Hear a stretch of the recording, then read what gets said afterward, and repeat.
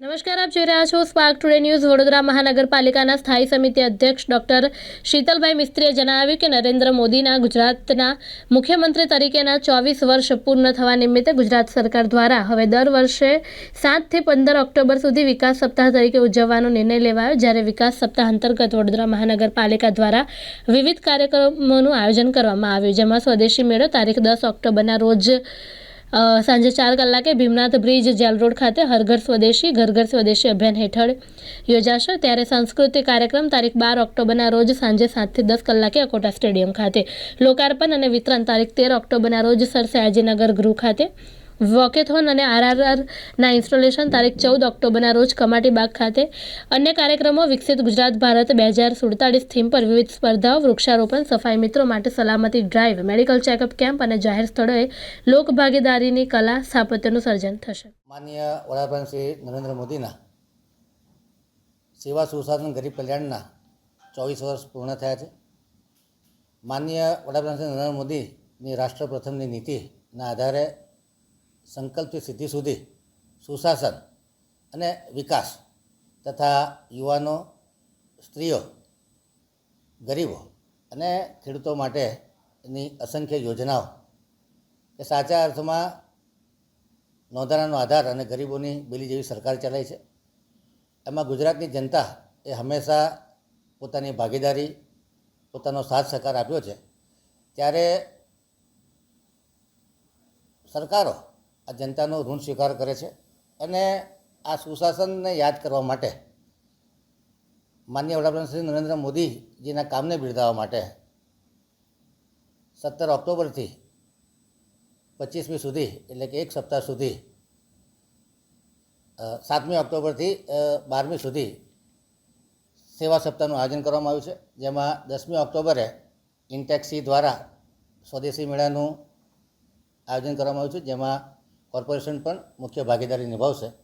100 જેટલા સ્ટોલો કે જેમાં આજુબાજુના જે સ્વદેશી વસ્તુઓ બનાવતા હોય, હેન્ડીક્રાફ્ટ કરતા હોય, ગરીબ લોકો નાની નાની વસ્તુ, માટીના, વાંસના હેન્ડીક્રાફ્ટથી જે કોઈ ચીજ વસ્તુઓ બનાવે છે, રમકડા હોય, એના માટે 100 જેટલા સ્ટોલ ભીમનાથ મહાદેવ પાસે ખોલ્યું છે અને 10 દિવસ માટે આ સ્વદેશી મેળો ચાલુ રહેવાનો છે.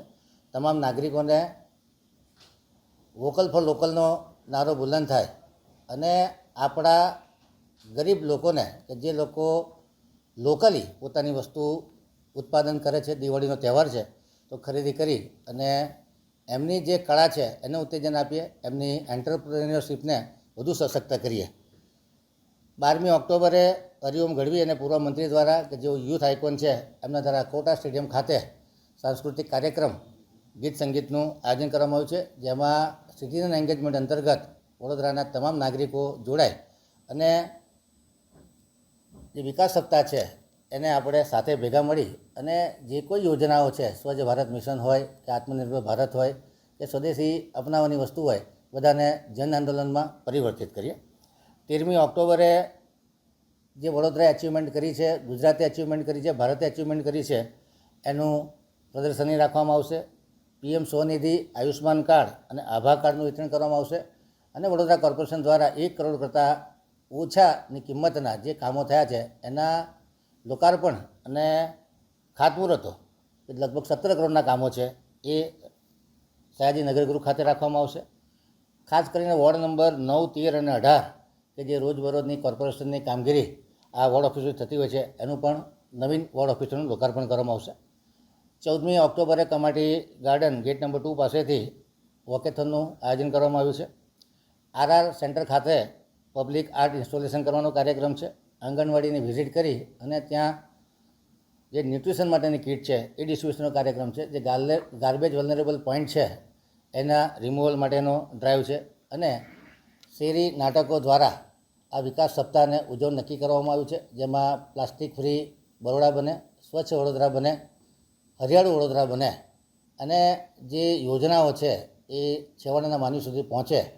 એટલે માનનીય વડાપ્રધાન શ્રી નરેન્દ્ર મોદીએ જે ભારતના નાગરિકો માટે ઇરિવર્સિબલ ડેવલપમેન્ટ કર્યું છે, લોકોની આશા આકાંક્ષાઓ જગાડી છે અને આશા આકાંક્ષાઓ પરિપૂર્ણ કરી છે, ત્યારે આપણે સૌ ભેગા મળી અને આ વિકાસ સપ્તાહમાં પોતાનું યોગદાન આપીએ, જેથી કરી અને માનનીય વડાપ્રધાન નરેન્દ્ર મોદી હજુ વધુ ભારતને વિકસિત બનાવે અને 2047 સુધીમાં આપણે સૌ સંકલ્પિત થઈએ કે ભારત સાચા અર્થમાં વિકસિત રાષ્ટ્ર બને અને ભારત અત્યારે 4થા નંબરની ઇકોનોમી છે.